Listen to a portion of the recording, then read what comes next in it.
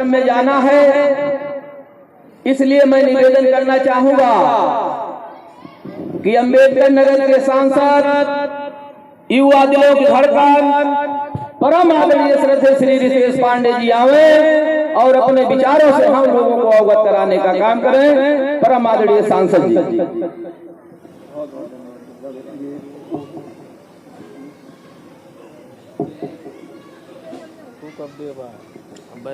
बहुत बहुत धन्यवाद आदरणीय संचालक महोदय बिलाल भाई। हेलो, आज माता सावित्रीबाई फुले की जन्मोत्सव पर आयोजित इस समारोह में ग्राम पाली अचलपुर में उपस्थित इस कार्यक्रम के मुख्य अतिथि पूर्व सांसद वर्तमान विधायक आलापुर आदरणीय श्री त्रिभुवन दत्त जी, आपके सानिध्य में हम लोगों ने राजनीति करना सीखा है और आपके मार्गदर्शन में हम लोगों ने आज चाहे विधानसभा हो चाहे लोकसभा हो तमाम चुनाव लड़ने का कार्य किया है और सफलतापूर्वक आज इन परिस्थितियों में पहुंचने का कार्य किया है। मैं आपका स्वागत वंदन अभिनंदन करता हूं।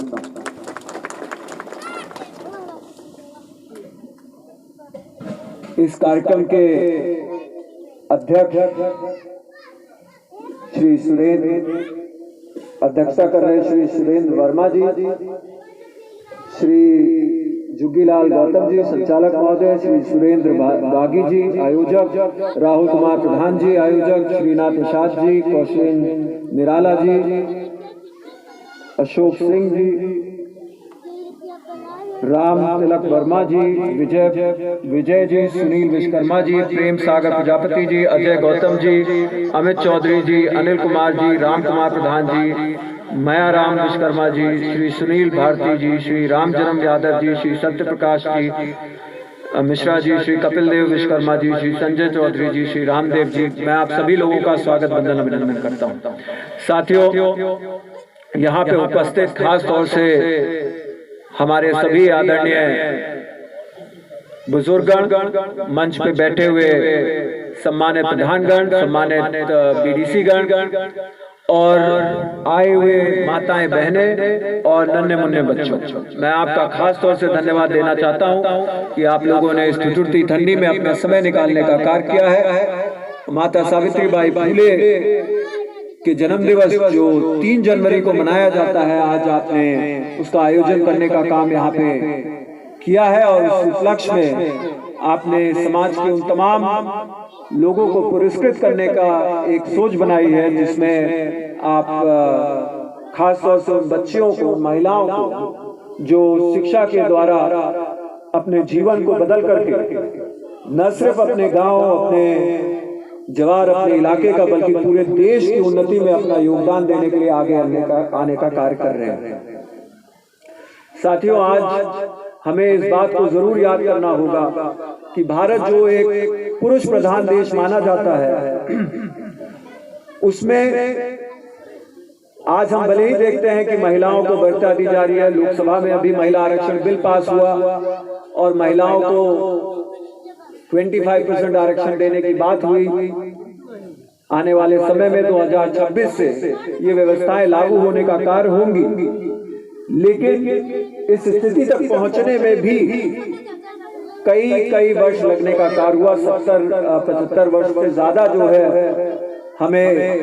यहाँ तक ऐसी उपलब्धियों को हासिल करने में लगने का कार्य हुआ है। बाबा साहब बी आर अम्बेडकर का जो एक प्रेरणा मिलती थी बाबा साहब बी आर अम्बेडकर को महिलाओं को समानता दिलाने के लिए, उनके लिए वो प्रेरणा सावित्रीबाई फुले हुआ करती थी। और सावित्रीबाई फुले ने माली समाज में जन्म लिया था और उसके उपरांत उनकी पढ़ाई लिखाई, क्योंकि वो एक महिला थी, पूरी तरह से न होने की वजह से कुछ ही हद तक पढ़ाई लिखाई उनकी होने का कार्य हुआ। लेकिन उसके बाद उनके पति ज्योतिबा फूले ने भी घर पे बैठ करके अपनी पत्नी को पढ़ाने का कार्य किया और उन्होंने उसके बाद टीचर की डिग्री पाने का कार्य किया और ये सब उन्होंने महाराष्ट्र के अंदर हासिल किया। और उसके बाद उनकी पैदाइश बंबई में हुई थी, बंबई के प्रेसिडेंसी इलाके में, और उनके गांव का नाम था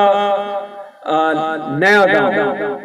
और उसके उपरांत पुणे में जाकर के सावित्रीबाई फूले जी ने जो एक शिक्षा की हलक बच्चियों के अंदर जगाने का कार्य किया, उन्होंने अपना पूरा का पूरा जीवन, और ये 1800 आप समझ सकते हैं 1850 के दशकों में करीब 100 साल पहले,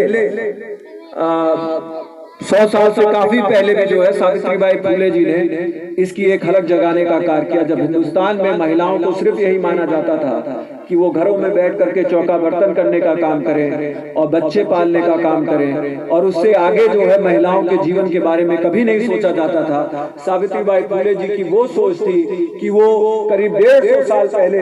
ये अपने जहन में रखती थी कि अगर हमें इस देश की उन्नति करना है तो इस देश की महिलाओं और बच्चियों को आगे आने की जरूरत है। महिलाओं को लेकर के भी समानता दिलाने के लिए सावित्रीबाई फूले ने तमाम प्रयास किए और तमाम आंदोलनों में भी उन्होंने भाग लिया, और उनका मुख्य उद्देश्य ये था कि बच्चियों को शिक्षा देने का कार्य किया जाए, और जिसके तहत उन्होंने तमाम महिला शिक्षकों को भी तैयार करने का काम किया था और शिक्षा की एक हलक जगाने में वो पूरी तरह से अपने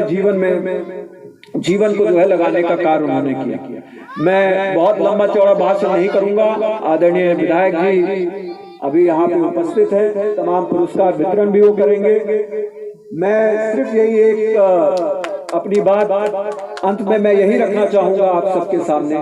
कि हमारे देश के वो तमाम महापुरुष जिन्होंने समानता की लड़ाई लड़ने का कार्य किया है, जिसमें सावित्रीबाई फूले, बाबा साहब बी आर अम्बेडकर, ज्योतिबा फूले और तमाम अन्य लोग ऐसे हैं जिन्होंने अपनी कुर्बानियां दी हैं। आज अगर देश में थोड़ा भी परिवर्तन हम लोगों को दिखता है तो इन महान पुरुषों, इन महान महिलाओं की वजह से दिखता है, और उनके यादगार में ऐसे कार्यक्रम निरंतर होने चाहिए ताकि उनके बलिदान, उनके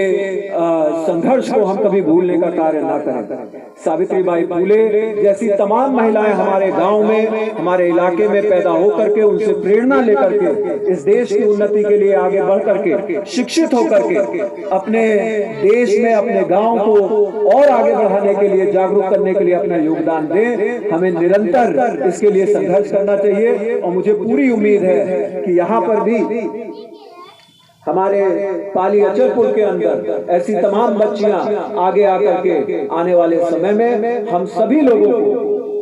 एक मौका देंगे कि उन पर हमें गर्व होगा कि उन्होंने पूरे समाज को बदलने की एक जो जिम्मा यहाँ से ले रखा है उसमें वो कारगर आ रही हैं और कार्य करके आगे बढ़ने का कार्य कर रही हैं। मैं आप सभी लोगों को खास तौर से आदरणीय सुरेंद्र बागी जी और राहुल प्रधान जी, जिन लोगों ने इस कार्यक्रम का निरंतर आयोजन करने का कार्य किया है, मैं उन सभी लोगों का धन्यवाद देना चाहता हूं। आप लोगों ने हम